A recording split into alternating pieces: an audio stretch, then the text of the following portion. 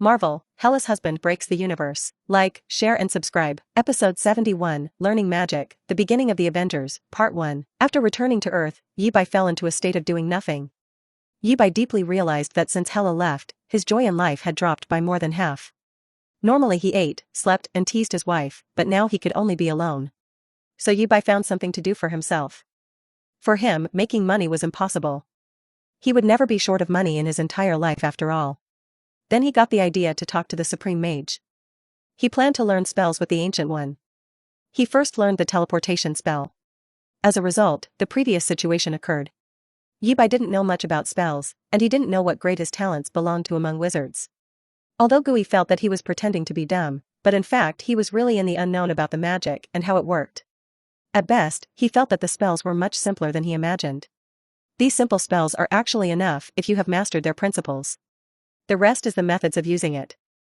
Generally speaking, they are similar and very simple for you now. On the third day of learning spells with Master Gui said this to Yibai. In fact, Mage Gui was also numb and envious of Yibai's magic talent. In 3 days, Yibai had learned all the spells that could be cast by the sling ring.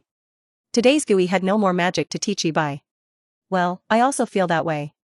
No matter what spell it is, the fundamental principle is the same. Yibai nodded to Master Gui with a good student attitude. Yibai had always respected the profession of teachers, even now. And Gui was strictly speaking half his master, but neither side was willing to admit this. So next, I want to teach you real magic. In fact, this magic is just a little trick I created based on real magic, and real magic is much more profound than this. Master Gui said to Yibai. In the Marvel universe, spells were not strong, because spells rarely involve the basic laws of the universe. But magic was another concept, and magic was an existence close to the essence of the universe. The Scarlet Witch's ability was chaos magic, a combination of a witch's magic and Wanda's own superpowers. So Wanda's chaotic magic had the ability to restart the universe. In addition, there was the white magic that the Ancient One knew. Did you really think that Gui became a supreme mage relying on spells and time gems alone? In fact, the strongest method of the Ancient One was white magic, which originated from the Trinity god, Vishanti. TL/Ed note, this is what we found, but don't know if it's correct.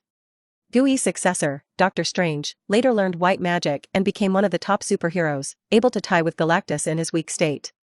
Even in a Marvel parallel universe, the guy Tony Stark also learned white magic and became the Supreme Mage, possessing cosmic-level strength.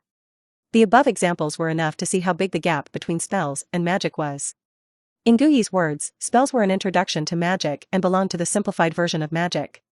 It was a pity that Gui had so many disciples, but there was not even one who could completely master the mystery of spells, let alone magic. It was not until the future that Doctor Strange inherited the title of Supreme Mage after learning the white magic. Only now, Gui met Yibai, a good seedling, so she wanted to teach Yibai white magic. It could be said that the Ancient One's favorability for Yibai was really high. It was not the kind of goodwill between men and women, but the good feeling of mutual appreciation. Yibai's previous act of repelling Galactus reminded Gui of herself. They burned themselves in the dark and illuminated others. She and Yibai were actually great people. Invisible guardian, an unknown hero. If Yibai knew what Master Gui thought, he would definitely agree. He also felt that he was a noble person. Although, when he dealt with the enemy, he was more serious, and there was a wife who was God-King. But didn't this show more of his greatness? If Yibai didn't defend Hela personally, would she change her evil ways and become the current God-King? Thinking about it, Yibai almost believed it. Then, Gui began to tell Yibai about white magic. At the same time, a mirror space was specially created to demonstrate this white magic to Yibai. When Yibai saw the thing Gui, using the white magic to directly shred a planet with magic power, Yibai understood why Gui was the Supreme Master. This strength was only stronger than Odin. No wonder she could stop the Dark Lord Dormammu from coveting the earth and guarding the earth in the dark for thousands of years. This was something Doctor Strange couldn't do even with the time gem. However, correspondingly, the stronger the power of white magic, the greater the difficulty. Even Yibai, who was talented average, did not know how to get started for a while. At this rate, it was estimated that he would at least take a few days. Fortunately, Gui was a patient and good teacher, willing to give Yibai time to grow up. By the way, it took Gui several decades to be worthy of getting started with white magic. And this was already the best result among those who studied white magic at the beginning. While Yibai followed Gui to learn white magic, Nick Fury was already devastated. The cause of the incident had to start with the strange man who claimed to be a god. Captain America was discovered not long ago and dug out from the glacier. Along with Captain America, there was also the Universe Cube. TL note, this is wrong as per MCU as they got the Cosmic Cube was found by Howard way before which he used to devise a way to make the new element which saved Tony's life. Nick Fury didn't know much about the Cosmic Rubik's Cube, but he knew that this thing contained infinite energy. Nick Fury also had a bold idea. If this Universe Cube could be used to make weapons, how strong would those weapons be? Yes, after seeing the terrible destructive power of the Asgard Protoss, Nick Fury had already suffered from a severe phobia of insufficient firepower. Humans needed to have the confidence to say no when facing Asgard or other foreign civilizations, rather than be the one to please and compromise. When Nick Fury proposed to use the Cosmic Rubik's Cube to make weapons, he encountered almost no obstacles and was given permission by the World Security Council. S.H.I.E.L.D. was responsible for this matter. However, such an important thing was missing. The Ghost knew how terrified Nick Fury was when he heard the news that the cube was missing. As soon as the underground base storing the Cosmic Rubik's Cube was attacked, Nick Fury personally rushed to support it. But instead of being able to stop the attacker, he almost lost his own life. Most importantly, the Cosmic Rubik's Cube was taken away. Along with the Cosmic Rubik's Cube, one of the veteran members of the Avengers, Hawkeye, and a famous scientist, was also taken. The Ghost knew how the guy with the 2 horns on his head countered Hawkeye. TL/Ed note, actually, it was Loki. Today's situation had developed to a very serious point. Not only was Nick Fury's ability being questioned, but even the entire planet was in danger. This was also the daily life of Marvel's world. It was always about to become extinct from time to time. It had even been extinct many times, but it had been restarted. Episode 72, Learning Magic, The Beginning of the Avengers, Part 2. This is a picture taken at the scene. This guy with horns on his head is our main goal. In the Avengers building funded by Tony Stark, Nick Fury shared a picture of Loki. Loki, he's still alive. When Thor saw the familiar face, he stood up in surprise. He thought that Loki was dead, but he didn't expect him to return like this. You know him? Tony asked Thor. Of course, he is my brother. We had some conflicts. I thought he was dead. Damn, I even cried for him, but this cunning guy came back. Thor said angrily, as if recalling his sad feelings of that time and felt deceived. This is not the point is that this guy is a dangerous man. He snatched the Cosmic Rubik's Cube. What's more terrifying is that we don't even know what his purpose is. Nick Fury stopped the gossip gaze of the other Avengers and brought the sloppy topic back to the right path. And Hawkeye, I must ask him face to face, what kind of drugs did this man give him? Black Widow Natasha said, dissatisfied. Her relationship with Hawkeye had always been the best, but she didn't expect Hawkeye to abandon her for another man. This made Natasha very angry. Anyway, we have to find Loki first, and only then can we stop them. Captain America made a summary and urged people to act quickly. Although the strength of Captain America was not so strong, his position in the Avengers was not low. He was their leader, a spiritual leader. Jarvis, control our satellite to scan the area around the incident to see if we can find any traces. Tony Stark was as wealthy as ever. He was even using private satellites. So far, almost all the Avengers had taken action, looking for traces of Loki. Everyone believed that as long as Loki was still on Earth, he would definitely be found. At this time, Yibai didn't know that the plot of Avengers 1 was happening. After learning white magic with Gui for a few days, Yibai finally couldn't bear this kind of ascetic life. He opened a portal and ran to Asgard. Gui was good at everything, but sometimes she was a bit too mysterious. Just like yesterday, Yibai asked Gui a question about white magic. As a result, Gui stunned him by talking about the unity of nature and man, and the Tao that produces all things. Was it white magic or mortal cultivation? What Yibai didn't know was that the reason Gui said something like this was because Yibai's progress was too fast. So even Gui couldn't answer Yibai's questions sometimes. In order not to lose her image as a master, Gui could only fool him around with something even she didn't understand. In her opinion, if Yibai couldn't understand it, it was because of his own comprehension. What did it have to do with her? Anyway, everything that should be taught was taught, so be it. However, Yibai's gains in the past few days were still great, at least the portal skill points were full. Now he could use it wherever he wanted. For Yibai, who suddenly visited, Hela was still very pleasantly surprised. Originally, she thought that it would take a while to see Yibai, but she didn't expect Yibai to come to her so soon. On that day, the great God-King Hela favored her only queen. Although, in most cases, Hela was saying no. Cosmic Rubik's Cube, that's a good thing. After finishing the matter, Hela restored her majesty of the God-King, and said to Yibai sitting in a dreadful manner. Is there a way to get it? This was the real purpose of Hela. With Asgard's energy, it should be fine. Yibai replied that he was actually not willing to intervene in this matter. And according to the plot, the cosmic cube itself would also fall into the hands of Asgard. What was the difference between falling into Asgard's hands and falling into his Yibai's hands? Even if the plot went wrong in the end, it would not be too late for Yibai to go out and do it himself at that time. Moreover, Yibai estimated that the story of the Avengers was about to begin, or maybe it had already begun. Then I will prepare and take the cosmic Rubik's Cube directly at that time. It is better for Asgard to keep such a dangerous thing. It is too dangerous to put it in the Midgard. There is already another infinite stone on Midgard somewhere. Hela said with a cold face, regaining her uniform high-cold temperament. After sleeping, talking was hard. As for the cosmic Rubik's Cube, Hela attached great importance to it. This thing was both a trouble and an opportunity. If she could master the space stone in the cosmic Rubik's Cube, would Rainbow Bridge still be needed? And maybe she could take this opportunity to greatly increase Asgard's influence on the earth. Hela's thinking was now becoming more and more like a king.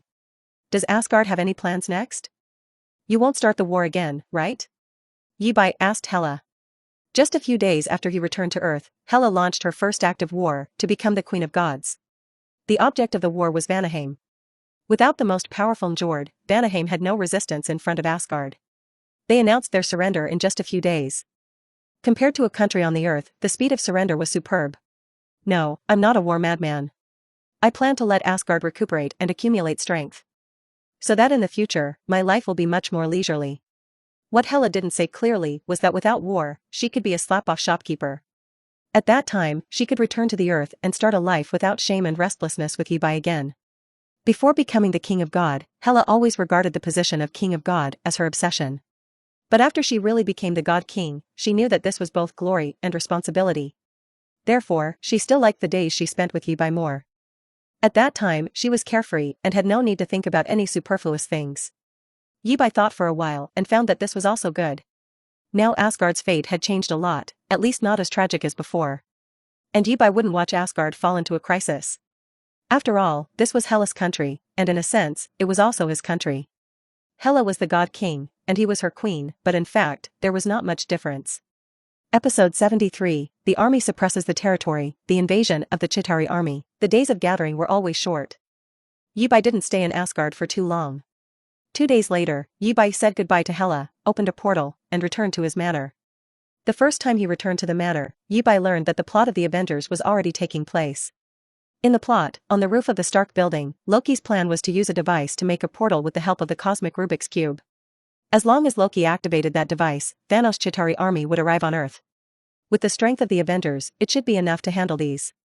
Yibai thought to himself, having sufficient confidence in those people in the Avengers. In addition, his manor was not a small distance away from the center of the city. So it should be unlikely for it to be affected. The Avengers were indeed as Yibai said, their strength was much stronger than in the plot. Thor awakened the divine power of thunder ahead of time and became the most powerful combat power in the Avengers at present. However, these Avengers were still defeated under Loki's tricks. Loki caught the mutual distrust of the Avengers and set a trap, which not only severely damaged the internal unity of the Avengers, but also bought Loki enough time for him to implement his own plan. The trickiest man in the Marvel Universe finally succeeded once. At this time, Loki was activating the device, which used the cosmic Rubik's Cube with ease in a victorious posture. Soon, a thick blue light was released from the cosmic cube. And in the sky above the Big Apple City, a huge spatial passage took shape. On the other side of the space channel, the endless Chitari army was moving, about to reach the Earth. At this time, someone finally arrived to stop Loki. Thor, you are finally here. Looking at the person coming, Loki smiled contentedly. In Loki's eyes, Thor was a silly person who had muscles, but no brains at all. If it weren't for Odin's fancy to Thor, Thor would have been played to death by him a long time ago. It's all right now, Odin was dead, and he was not afraid of Thor anymore. Loki, you have made me very angry.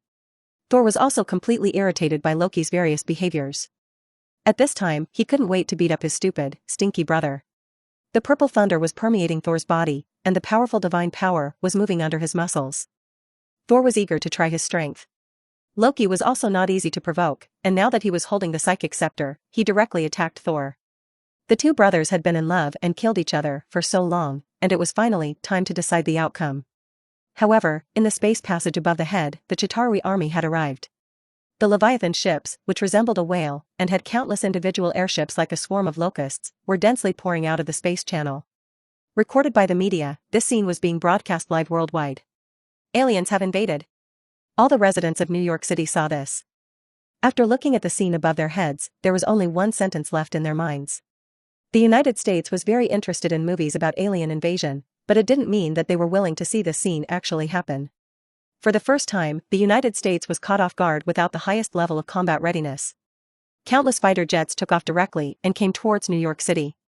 As one of the most important economic cities in the United States, New York City was definitely the heart of the United States. The United States naturally could not tolerate such an important city being destroyed by aliens. On the entire planet, all countries were taking action at this moment. After all, no one knew whether the United States could withstand this alien invasion. If it couldn't be stopped, this alien crisis was likely to extend to the entire planet. On the Earth, human nations might continue to fight one another, but when faced with foreign races, mankind would unite. Yibai also came to the outside of the manor, looking at the Chitari Legion that was constantly spreading above his head.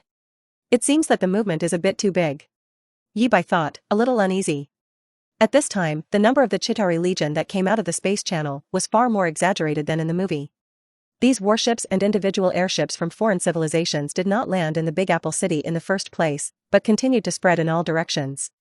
This showed that these Chitari legions were not satisfied with New York City, and their purpose was the entire Earth. Only a small part of the Chitari army rushed towards New York City directly below. In an instant, New York City was in danger of destruction. Explosions and flames filled the city. Many streets were blown up the moment when the Chitari army rushed down.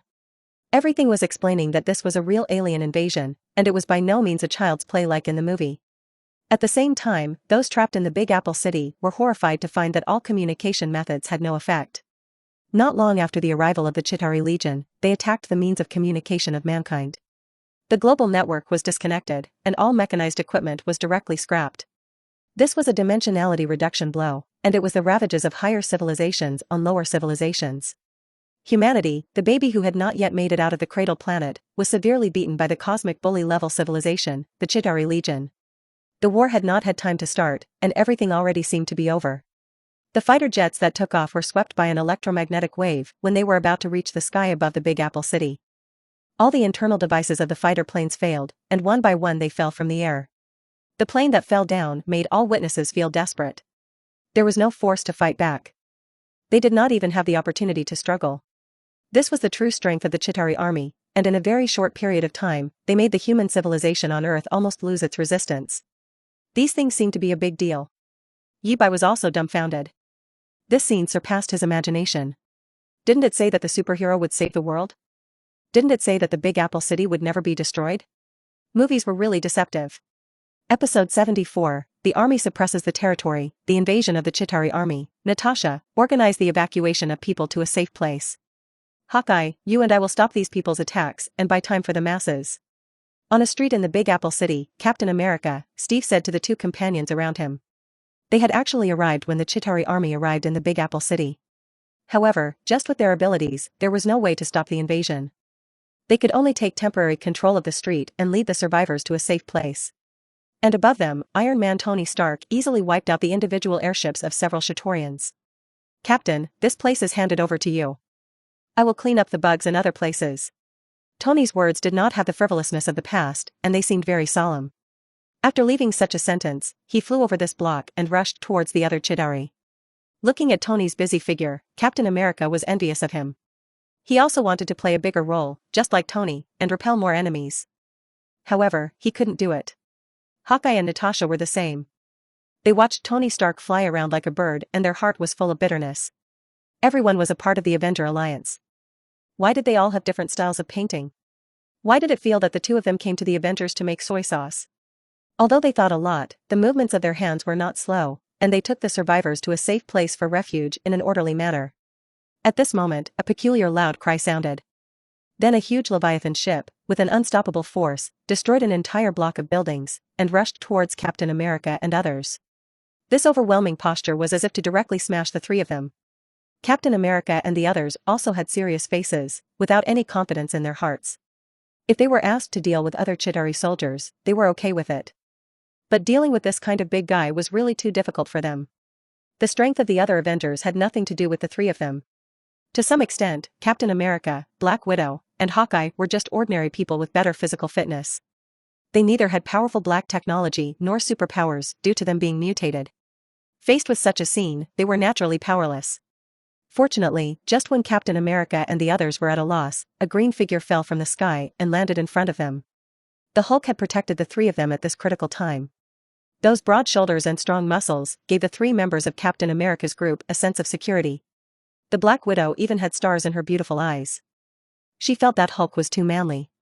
Hulk also lived up to the expectations of Captain America and others.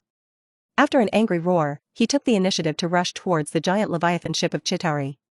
At the moment of the collision, Hulk hit the head of the Leviathan ship with a punch.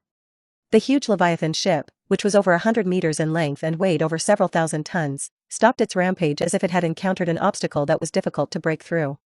Hulk had used his own power to force this behemoth to stop. However, what was more terrifying had yet to come. Under the action of kinetic energy, the huge Leviathan ship, which was suddenly forced to stop, raised its tail high. Then, under the unbelievable gazes of many survivors, it directly turned over to somersault. From the unstoppable dive posture to the ground now, it was like a tortoise with all 4 feet upside down. It was difficult for the ship to turn over now. The next moment, Hulk rushed out from below the Leviathan ship, holding 2 unlucky Chitari soldiers in his hands. Bang! Bang! With 2 beeps, Hulk smashed the 2 hapless guys on the nearby building, splashing blood. Then he rushed to other places, without looking back. He did not even look at the 3 of them. Let's continue to save the survivors. After a moment of silence, Captain America said. It was hard to hide the loss in his tone. Looking at the other members of the Avengers alliance, as if the gods descended to the earth and slaughtered the quartet. It was impossible to say that he was not envious. It was a pity that they were all mortals, not gods. On the other side of the Big Apple City, Thor had defeated Loki, and he was now dealing with the Chitari forces. Countless thunders were summoned by Thor, and rushed towards the Chitari army under Thor's control. These thunderous and intertwined power grids brought a lot of damage to the Chitari army. Countless Chitari soldiers fell from the thunder like dumplings. The area where Thor was located almost became a sea of thunder. But even if Thor was strong, he could only affect this place. As for the other areas of the Big Apple City, he was powerless. In fact, it was definitely not just the members of the Avengers who were fighting in the Big Apple City. The famous Fantastic Four, who were now superheroes and active in the Big Apple City, were working hard to resist the attack of the Chitari army. Those mutants, who were usually not favored by human society, had also spontaneously joined the battle to defend the Earth. Unfortunately, the situation that human superheroes could change was really small. For them, even the Chitorians in Big Apple City were hard to clean up, let alone those outside of Big Apple City. Nick Fury came to the outskirts of Big Apple City and looked at the Big Apple City, which looked like hell with firm eyes. He knew that the only way to win this battle was to close that huge space channel. Otherwise, the Chitari army would continue to come, and no one would be able to stop it. Just when Nick Fury planned to go to the most dangerous Big Apple City, the Stark Tower, to close the cosmic Rubik's Cube device. With a squeak, the means of communication that had long been abolished by the Chitari Legion were actually restored again. Then a crisp female voice came. This is Wakanda. We have restored the means of communication on Earth. Superheroes fighting in the Big Apple City, listen carefully to what I have to say. The key to winning this war is to turn off the device of the cosmic Rubik's Cube. Only by closing that huge space channel can we protect the Earth from these aliens. Superheroes, please. Not only Nick Fury heard these words, but even the entire Big Apple City heard them. The superheroes who were fighting stopped for a while, and then all looked at the Stark Tower. The key to determining the outcome of this war lied there.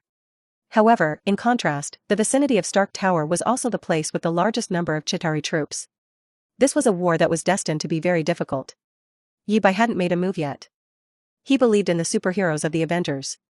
And after seeing Gu Yi's strength, Yi Bai knew it was impossible to capture the Earth just by relying on these Chitari forces. He just needed to wait for the real big shots to take action. But in any case, Yi Bai didn't expect that he would suffer from an unexpected disaster. A certain Leviathan ship passing by came to Yi Bai's manor without warning. It directly exploded Yi Bai's originally luxurious manor into ruins. Yi Bai sat blankly in the middle of the ruins, looking extremely quiet. But in the next moment, anger was raging in Yi Bai's eyes. Damn it, the ghost knew how much Yi Bai spent on this manor. And in this manor, there were so many fond memories of Yi Bai and Hela. As a result, it was bombed into ruins. Yi Bai hadn't really planned to make a move, but at this time, he changed his mind. If he didn't retaliate, he would not be able to vent his inner anger at all. Episode 75, Yi Bai gets furious. Asgard enters the war, Part 1. In fact, with the ability of the Chitari army, they could completely hold the humans down and rub them on the ground. Even at present, the still infant human civilization did not even stand a chance to fight back. They could only beg for mercy from the Chitari army in a humble way, implying, "It's too pain, please don't beat me so heavily." Of course, this was based on the case that those big guys on Earth did not take action. Yibai didn't know about other big guys, but if the Ancient One was willing to make a move, these Chitari army would definitely go up in smoke. Yibai originally did not intend to make a move, he always believed that the Avengers would gain the ultimate victory. Even if human civilization on Earth was on the brink of collapse, he still held this opinion. Until, that was, when a certain Leviathan giant ship passed by and blew Yibai's manor into ruins, which he could not tolerate.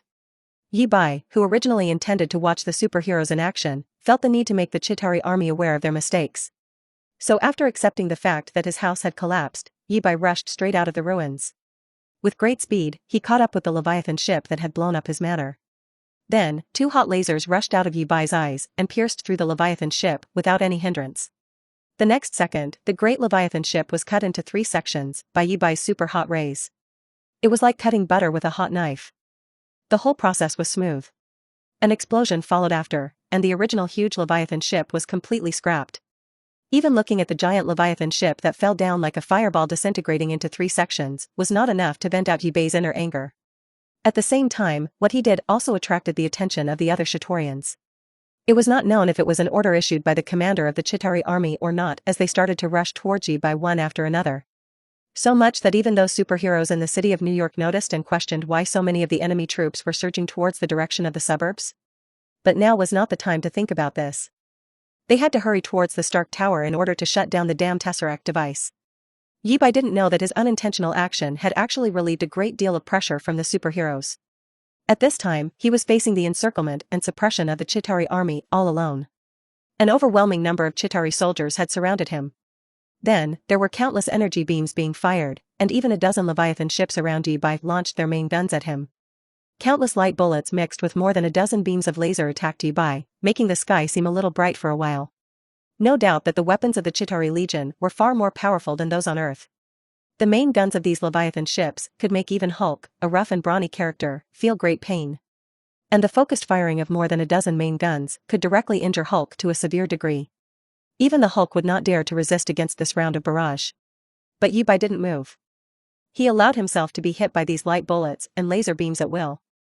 Just when these Chitari felt that they had taken down Yibai, the next moment, Yibai's figure appeared in front of them. Yibai, let alone being blown down by them, was not even harmed. At the same time, Yibai's body was surrounded by a circle of crimson energy. The commander of the Chitari also saw this scene through the screen, and his eyes flickered with uneasiness. At this very moment, under Yibai's control, this circle of crimson energy surged outwards. Like a sun that was expanding rapidly, it expanded its size in all directions, sweeping everything around it. The frenzied energy quickly swallowed the army of Chitari around him, which was just the beginning. The crimson energy spread rapidly, and with it came a terrifying shockwave. At this moment, even the arrogant commander of the Chitari army realized that he had provoked a terrible existence. It was a pity, though, that he had no chance to regret it. Under the despairing eyes of all the Chitari, the crimson energy drowned them like a sea. And in the blink of an eye, they were all overwhelmed by it. Those indestructible Chitari legions, under the soaring crimson energy, quickly melted. They didn't even leave behind their ashes. The crimson energy had turned them into the most basic molecules. The energy released by Yibai was as if someone had dropped a nuclear bomb. It caused much more damage to the Chitari army than the other superheroes combined. When the crimson energy stopped and no longer expanded, all of the Chitari Legion in this area had evaporated. Everything that happened here could be seen even far in New York City. Almost at the same time when Yibai released this energy, everyone in New York City looked towards the direction where he was. Then they saw the scene. It was as if a red sun was rising above the clouds. The original somewhat gloomy sky turned red. Red light shining on mountains and rivers for 10,000 miles would be the best way to describe this scene. What the hell is going on there? Captain America murmured because an old man like him had never seen such a big scene. Did the military use a nuclear bomb? This was Tony's first thought. He thought that such a terrible momentum could only be achieved by a nuclear bomb. Of course, it could also be a new weapon developed by Nick Fury with the help of the Tesseract. This direction, could it be him? Thor also noticed the movement, but his guess was different from everyone else's. In fact, the only one who knew Yibai's strength was Thor. He had seen how Yibai had beaten the Celestials as well as Odin. Even Odin was unable to defeat Yi-Bai. So if Yi-Bai caused such a commotion, it was very normal. Moreover, the place where the red sun rose from was in the direction of Yi-Bai's manor. This conjecture made Thor very excited. If Yi-Bai was the one who made the move, what were these Chitari? They were only nothing but ants. In fact, not only New York City, but the whole United States had noticed Yi-Bai's energy release. Seeing the red sun rising on the screen, the high-level officials of the United States were also confused. They were equally confused about the current situation, not knowing whether this situation was caused by their own people or by the Chitari army. As for Venerable Ancient One, she was standing on the rooftop of the sanctuary in New York City, looking at the place where the red sun was rising from, with a satisfied smile on her face. Because of various reasons, she was unable to take action in this crisis. So after seeing Yi-Bai strike, Gui felt relieved. Although Yi-Bai usually said that it was too much trouble, but when the Earth was really in crisis, would he not step in? Episode 76, Yi-Bai gets furious. Asgard enters the war, Part 2. The facts laid before the eyes spoke louder than words. Yi-Bai's mouth did say no to trouble, but his body was very honest. The Ancient One had no knowledge that Yi-Bai's house had collapsed, so she felt that Yi-Bai was a good man with a heart made of gold. If Yi-Bai knew that the Ancient One's opinion of him was actually like this, he would have found it to be extremely comical. After releasing a powerful move that didn't look like one in his eyes, Yi-Bai looked at the empty sky in front of him with disdain. That's it? This is their best level? Who gave the Chitari the courage to attack his house with this meager amount of strength? Or was it simply because he was an unlucky man who would constantly suffer an unwarranted disaster? Anyway, regardless of that possibility, Yi-Bai was very annoyed inside. After releasing energy and creating a red sun, it was not enough to diminish the frustrating anger Yi-Bai had inside him. On the contrary, upon looking at the ruins of his manor again, he became a tad more irate. Yi-Bai, who was fuming with anger, naturally could not just let this go. He intended to find the mastermind and talk about compensation. In addition, meeting Thanos in advance would also not be bad. He had intentions to eliminate Thanos early on after all. Doing this would spare the troubles the Mad Titan would stir up in the future. With this decision made, Yi-Bai started moving towards New York City, didn't care about the other Chitari legions.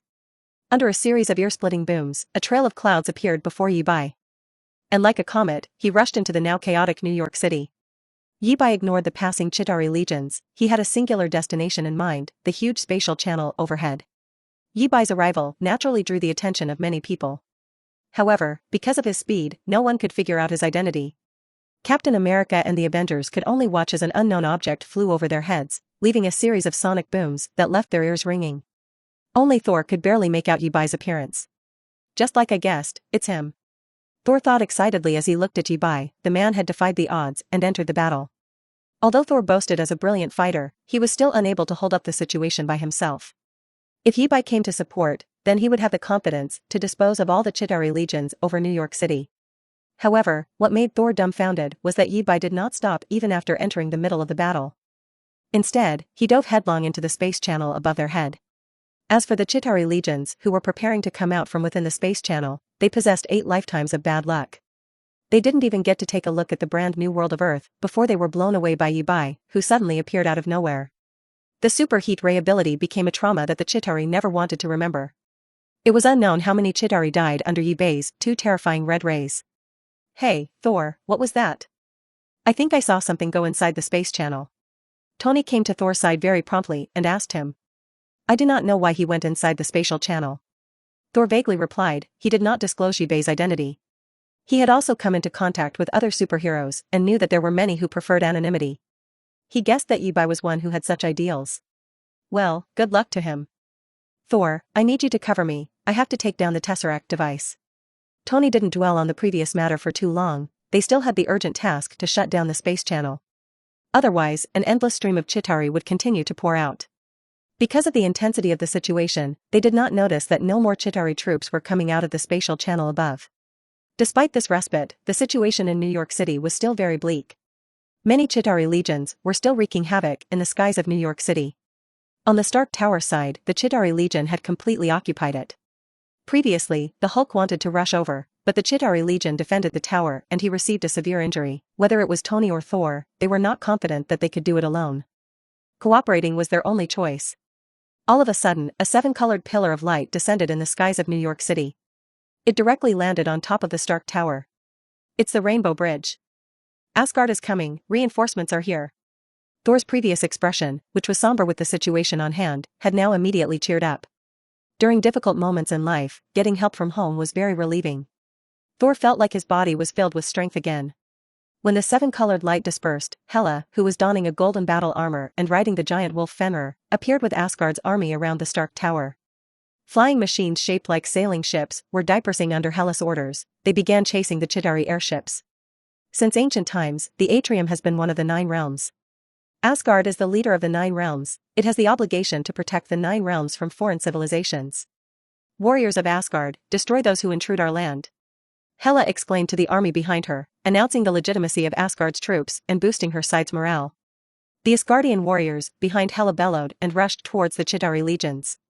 Asgard was a nation keen on war. The Asgardians were the most warlike race in the 9 realms. No one would ever doubt the fighting power of an Asgardian, especially in the presence of their own god-king. As for Hela, she did not find the need to jump into the fray herself. Instead, she arrived at the Stark Tower's roof and looked at both Loki, who was hiding, and the Tesseract. "Hello, beautiful, if my guess is right, you should be my sister who I have never met. I heard that you took out Odin, good job, maybe we can sit down and have a good chat." Seeing the arrival of Hela, Loki's old problem of talking too much came back. He feared Hela. After all, she was someone wicked and strong enough to kill Odin. He didn't possess the courage to make a move. "I've heard of you, Loki, the god of trickery, the adopted son of that old man Odin. I actually appreciate you more than Thor. Your brain is much smarter than his. If you're smart enough to put down your weapon now and leave, I can promise to let you live." Hela thought nothing of her relationship with Loki. She didn't treat him, a person with the blood of frost giants, as someone as her brother. Although Hela did not make the first move, her words were very direct and threatening. Not only did she want the Tesseract, she even had her eyes on the Mind Scepter in Loki's hands. Such a dangerous thing. How could she let Loki carry it around? These objects were more appropriate in her hands. Episode 77, The Die is Cast, Thanos Appears, Part 1. Hela's intention was almost undisguised, and Loki could naturally understand it. Immediately, Loki, who felt that he was already at the zenith of his life, instantly became angry. He now had the Chitari army, and 2 infinity stones in his hand. He had not an ounce of fear towards Hela. Moreover, he did not understand Hela's real strength and thought that Hela was just a weak god-king who took advantage of Odin's weak period to pick up a bargain. After hearing Hela's words, the corner of Loki's mouth revealed a cold smile as he slowly arrived in front of Hela. "I think your proposal is unfair. The current me is not the same me as I was in the past. Asgardian god-king, you should treat me with a little more respect. I am also a god." The corner of Loki's mouth broke into a confident smile, feeling entitled himself to say no to Hela. Hela, however, narrowed her own narrow and seductive eyes like a fox to conceal the fierce light in her eyes. She wondered who gave Loki the courage to strut his weight in front of her. With the Mind Scepter in his hand? Or the Chitari legions of those rustic dogs? As Hela thought hard about it, she couldn't figure out where Loki got the courage, but Loki suddenly took off. The Mind Scepter in his hand zipped toward Hela, intending to use the power of the Mind Stone to control Hela. In fact, the control effect of the Mind Stone was really very low. As in the case of Hawkeye, a beating was enough to clear the head. To Hela and her tough mind, who walked out from the sea of blood, there was no effect. Moreover, the control effect of the Mind Scepter must also be able to hit the target before it could work. When the sharpest point of the scepter was about to hit Hela, Hela grabbed Loki's right hand before him. The strong force made Loki grimace in pain. Exhausting all his strength, he was unable to push the Mind Scepter further. "For me to treat you with respect, are you worthy of it?"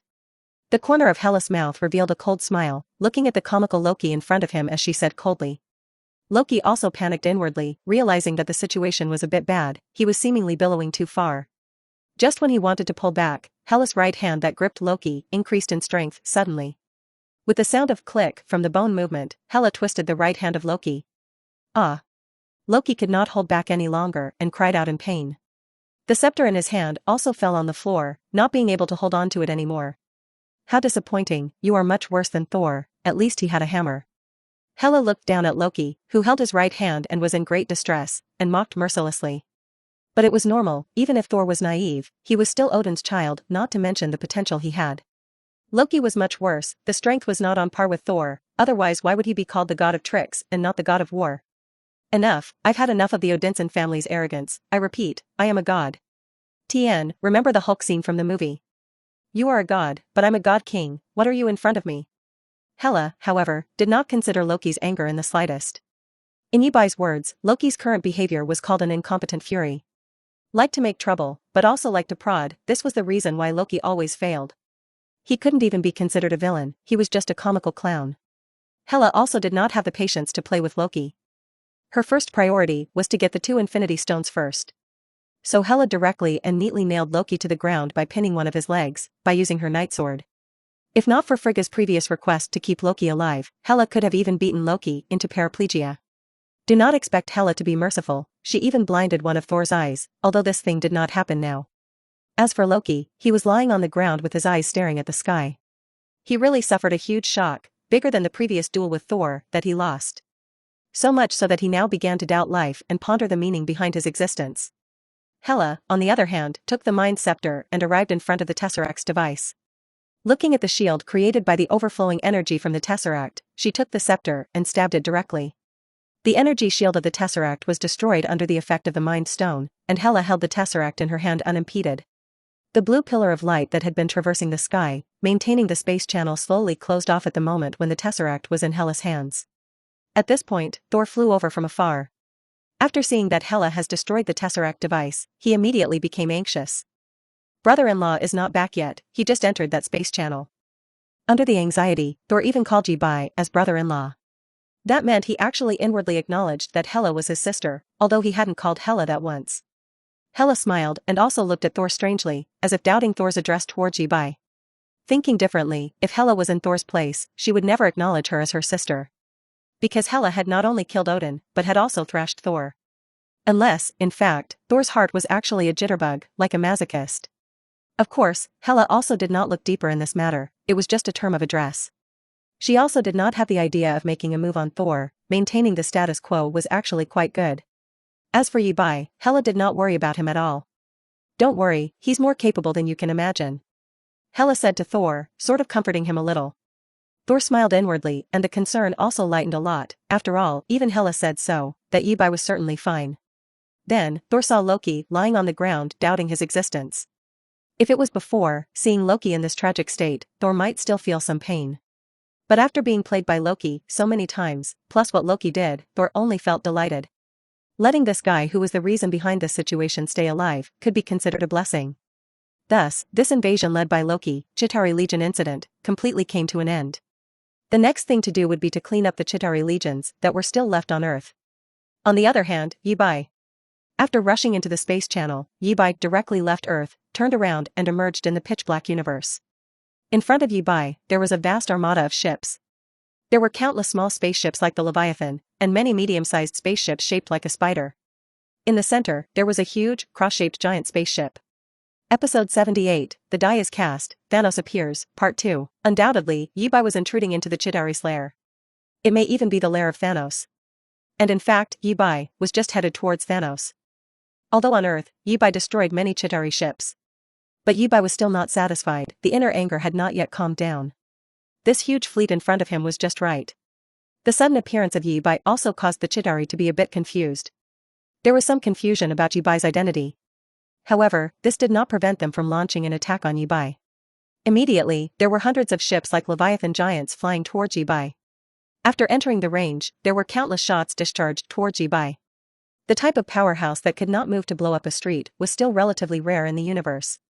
In the actual interstellar war, the fight was in fact the strength of the weapons. In this regard, the Chitari Legion was on the highest level, if not the top. These hundreds of Leviathan giant ships, placed on Earth, could sweep the countries. At least the human civilization's armed forces absolutely had no way to deal with such a torrent of steel. However, Jibai was no ordinary man, he could even be 50-50 with Galactus. Would be he defeated by these Chitari legions? If the Chitari Legion really had such strength, then Thanos would have already swept the universe. Jibai almost ignored the attacks that were coming towards him, and his eyes once again turned crimson.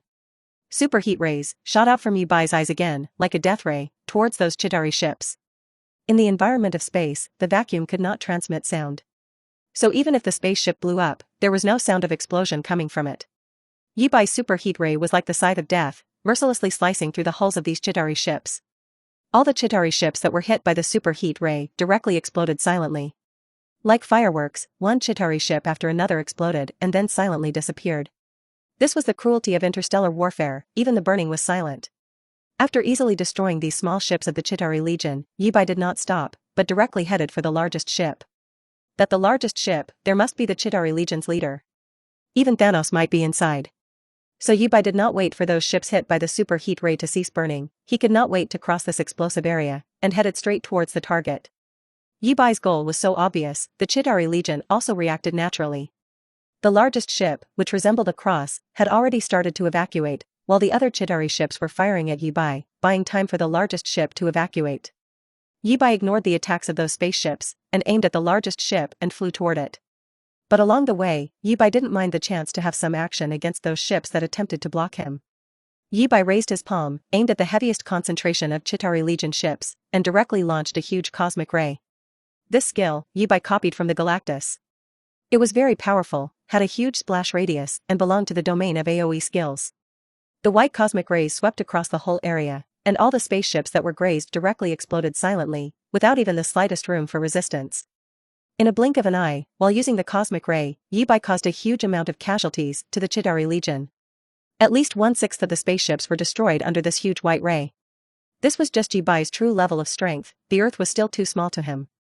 Every time Yibai used skills on Earth, he had to be very careful, otherwise the Earth would blow up. For example, earlier Yibai released his energy to create the red sun. The power it showed was not its real collapsing force, but Yibai had to control the power. If fully exerted, its destructive power was not much worse than the real sun blowing up. To destroy the solar system, it was absolutely enough. And do not think this power was exaggerated, in fact, in front of the Marvel Universe's superpower, it can only belong to the average level. Really powerful people, with a single thought, could destroy the entire universe, and even let the universe restart directly. In fact, the reason why Yibai dared to act so reckless in the past was just because he had the undead features from Doomsday. Doomsday is a role from DC. In other words, that is, Yibai still had plenty of room to grow. Again, back in the battlefield, with Yibai's continuous pursuit, he also quickly arrived at the rear of the largest ship. Then with a single acceleration, Yibai directly caught up with the largest ship and directly used his body to brutally crash through the ship's shield and hull, entering the ship's interior. The reason why Yibai landed on ship was just hoping to meet with Thanos. After all, he was the legendary villain, Yibai was very interested in him. Otherwise, Yibai could have destroyed the ship, but did not do so. After Yibai broke into the ship, the ear-splitting sirens began to sound, and the Chitaurians rushed towards Yibai with weapons, one after another. Faced with these stragglers, Yibai did not even want to look at more than one, a freezing breath down, was enough to destroy them all.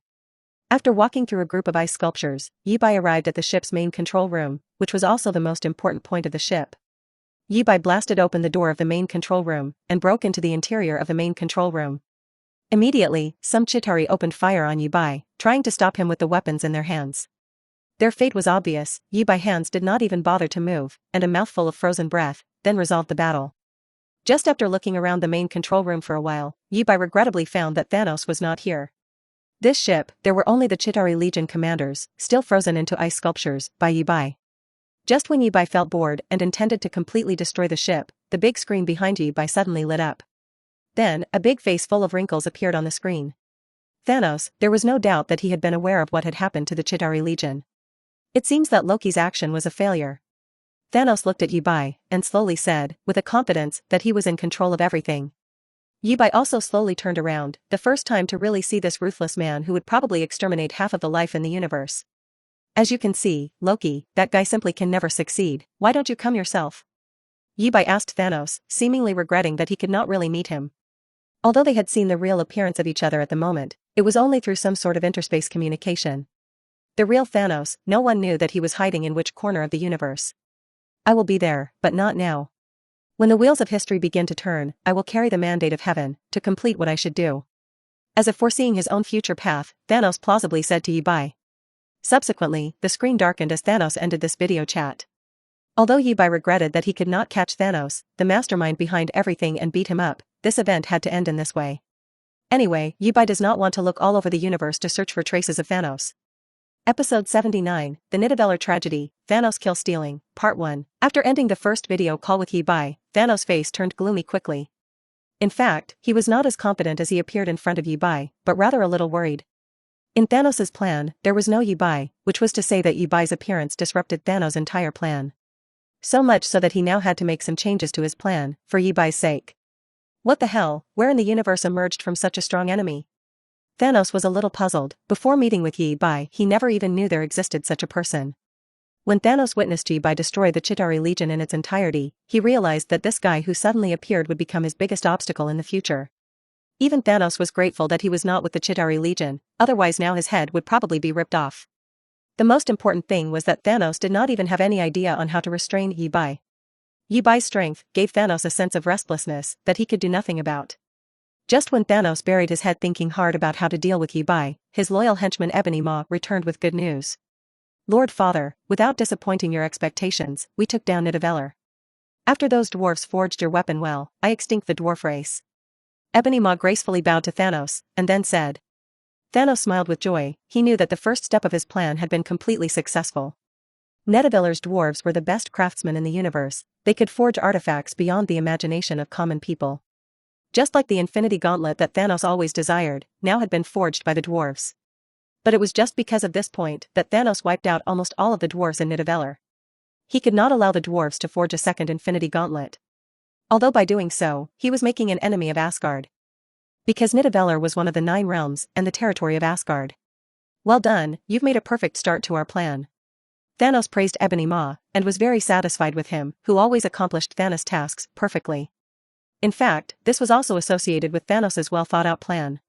With the cooperation of Loki, and allowing Loki to carry the Mind Stone, Thanos seemed reckless.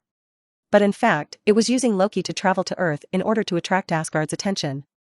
And allowing Ebony Maw to lead people to destroy Nidavellir was just Thanos' real goal. Piece by piece, Thanos' intelligence was really not low, he could even be called a great strategist. The Infinity Stones would be left on that planet for a while, we would get it back later. Thanos said to Ebony Maw, not worried about the matter of the Mind Stone being left on Earth at all. Compared with the Infinity Gauntlet, the Infinity Stones were not a high priority. It is all under your wise leadership, our great goal will eventually be achieved. Ebony Maw also complimented Thanos and was convinced by his meticulous plan. Thanos was able to create a huge organization like the Black Order, not solely by means of power. With Asgard's participation in the war, the destruction of the Chitari Legion was only a matter of time. Asgard was not Earth, they had a more highly developed civilization. Although they preferred close combat with fists and flesh, it would be foolish to underestimate Asgard's level of technology. Nick Fury also felt this and had a better perception of Asgard's power. Asgard possessed a high level of technology, while Asgard also had many gods with great individual strength. From any aspect, today's Asgard could not be compared to human civilization at all. If a conflict with Asgard were to be initiated, human civilization would suffer an even more devastating defeat than the previous defeat by the Chitari legions. The good news was that the relationship between humanity and Asgard seemed to be pretty good so far. Asgard was just like a big brother who kept out wind and rain for the humans. This time, the Chitari Legion invasion illustrated this point very well. But this did not dispel Nick Fury's vigilance against Asgard. The Special Agent Master was habitually suspicious of anyone. Because the timing of Asgard's appearance was too clever. It was just when the Chitari were almost about to destroy human civilization that Asgard joined the fray. So just in time, so perfect for the moment. One could imagine that when word of Asgard's deeds would spread, all of humanity would owe Asgard a great debt of gratitude. This was not good news for Nick Fury, the master of schemes. In fact, Nick Fury's suspicions were not wrong. Asgard appeared at such a clever time, indeed, it was Hela's calculations. As early as when Loki descended to Earth to fetch the Tesseract, Hela was already watching the situation on Earth. During the time when the Chitari Legion were holding the human civilization down and rubbing them on the ground, Hela didn't take any move. It was only when human civilization arrived at the most dangerous point that Hela just led Asgard to join the battlefield and save human civilization, which was almost in a desperate situation. The purpose of doing so could substantially improve the status of Asgard in the minds of humans. At this time, Asgard in the eyes of some people was already a messiah level of presence in fact. In the future, Asgard was bound to obtain a huge influence on Earth. And this was only the first step of Hela's plan. Next, Hela would send Asgard ambassadors stationed on Earth to strengthen the ties between the two civilizations. By sharing some relatively low-end technology, step by step to improve Asgard's status on Earth. Until, like the rest of the 9 realms, Earth would become completely subordinated to Asgard. The advantage of doing this would be to turn Earth into an Asgardian vassal without causing too much conflict. Or else, if in case those big guys on Earth make a move, it would not be to Asgard's profit. The Earth could not be conquered by force, Hela knew this very well, so she prepared this strategy of poaching the frog in warm water. Although Nick Fury could already discern some hints, it was difficult to stop. Hela was indeed a good king, she had learned how to use a more advanced method rather than force, to fight for the benefit of Asgard.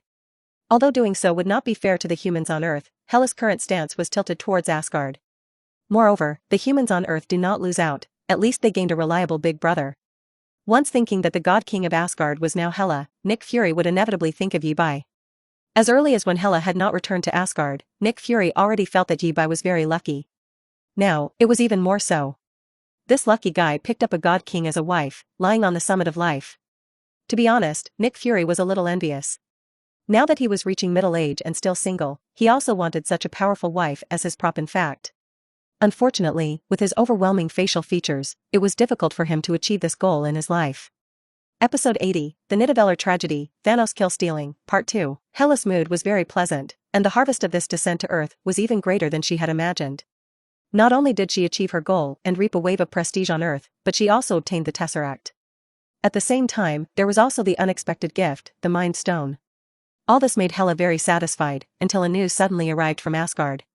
Nidavellir, one of the 9 realms, was washed in blood when Asgard's army descended on Earth. The infamous Mad Titan of the universe, Thanos, sent his men and vanguard to slaughter the dwarfs of Nidavellir. Hela had a great success on Earth, only to turn around and find her house had been invaded. When she got the news, the anger in Hela's eyes almost gushed out. Mad Titan Thanos, why did this damned madman want to destroy Nidavellir? This was Hela's question. Reasonably speaking, Thanos and Asgard should not have a grudge. And Nidavellir was home to just a group of dwarves, what could be gained from them? Or, was it just for Asgard? Thanos also intended to take advantage of the time after Odin's death, to find trouble with Asgard? After all, many people in the universe were aware that almost all of Asgard's weapons were made by the dwarves on Nidavellir. Nidavellir's dwarves were slaughtered in blood and the forging facility was destroyed, and it was Asgard that was hit the hardest. Damn Thanos, you wait for me. Even if you hide in the corner of the universe, I will make you pay in blood. Hela gritted her teeth and thought, and inwardly, she already listed Thanos on the must-kill list. The Black Order had actually declared war with Asgard from the time the Chitari were dispatched to invade Earth to the time they slaughtered the dwarfs on Nidavellir. At the same time, Yi-Bai also returned to Earth through the portal. Looking at the manor that had become a ruin, Yi-Bai scratched his head with some heartache. Obviously, it was impossible to live here now, and he could only wait for the reconstruction to be completed. The good news was that long before the Chitari Legion descended on Earth, Yi-Bai had already set up a construction company. Therefore the reconstruction of the manor was very convenient, his own people could do it. At the same time, with the end of the war, the reconstruction of New York City also began in a frenzy. The world's largest metropolis had been heavily damaged by the Chitari Legion, and almost half of the city needed to be rebuilt. This allowed Yi-Bai's construction company to not have to worry about not having a project to work on, and there were plenty of opportunities to make money. Yi-Bai's losses could be completely made up from this area, and even make a big profit. Not only Yi-Bai's construction company, but almost all construction companies around the world now had their eyes on New York City. Everyone knew that before the reconstruction of New York was completed, there were business opportunities all over the place. Some sharp-nosed businessmen even urgently set up construction companies, intending to get a share of the feast in this construction industry. Even the Stark Industries, which recently transformed into an energy company, urgently set up a construction department too. And it had even received many reconstruction projects with good returns in New York. Tony Stark was worthy of being an astute businessman. He had a keen sense of smell, and was able to sniff out business opportunities in the midst of the crisis. Together with Tony Stark's excellent performance in the Battle of New York City, Stark Industries was undoubtedly about to become one of the giants of the construction industry. That also allowed the Stark Industries stock price to rise fiercely. Yi-Bai also followed to earn a fortune. After dealing with the construction company and finalizing the reconstruction plan of the manor, Yi-Bai was ready to leave Earth, and intended to live in Asgard for some days.